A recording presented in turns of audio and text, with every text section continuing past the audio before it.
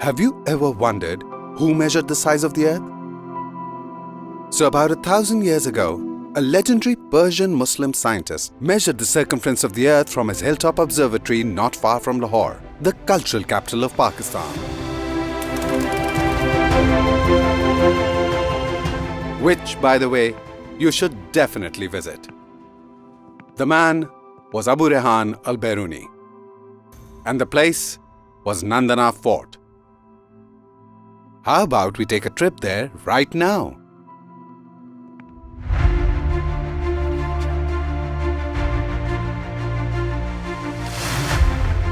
On the magnificent salt range of Punjab, you can see a historical wonder. The ancient Nandana Fort, standing tall on the lush green plateau of Potohar.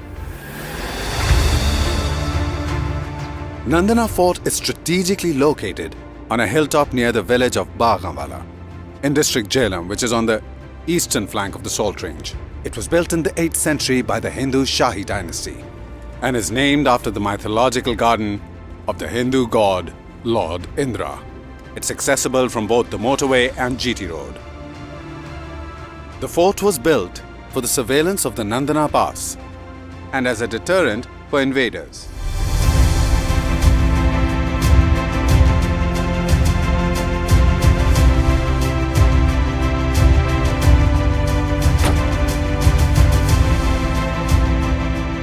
The Nandana Fort remained a stronghold of the Hindu Shahi dynasty until it was captured in 1013 by Mahmud of Ghazni.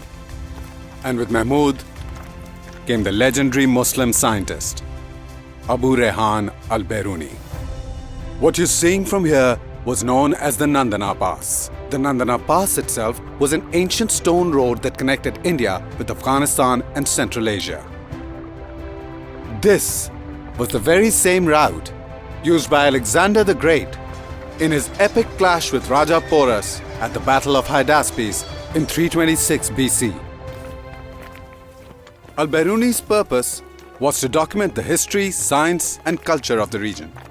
So once Mahmud of Ghazni went back to Afghanistan, Al-Biruni stayed back. And thank God for that.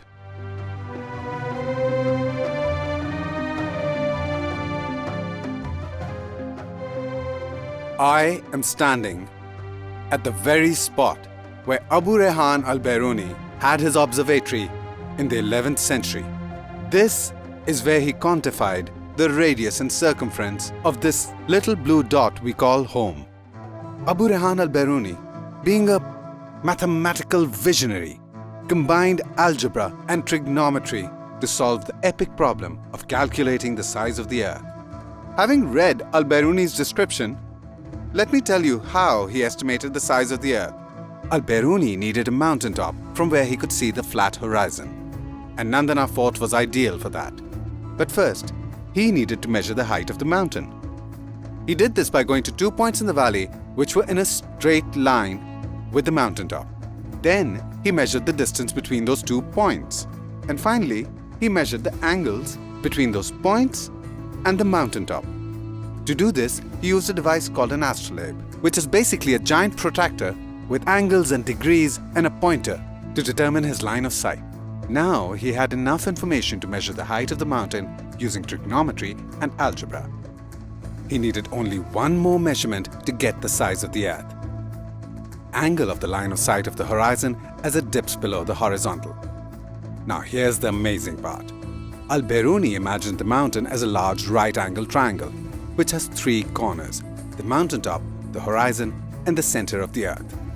Using trigonometry, Al-Biruni figured out that the angle of the horizon and the height of the mountain were related to the radius of the earth, and algebra helped him calculate it. This was the formula that allowed Al-Biruni to calculate the circumference of the earth, which, by the way, is within 200 miles of the value that we know of it to be today, about 25,000 miles. That is an accuracy of 99%.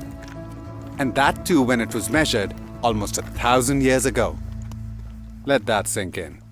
The Nandana complex comprises of a fort, a temple, and a mosque.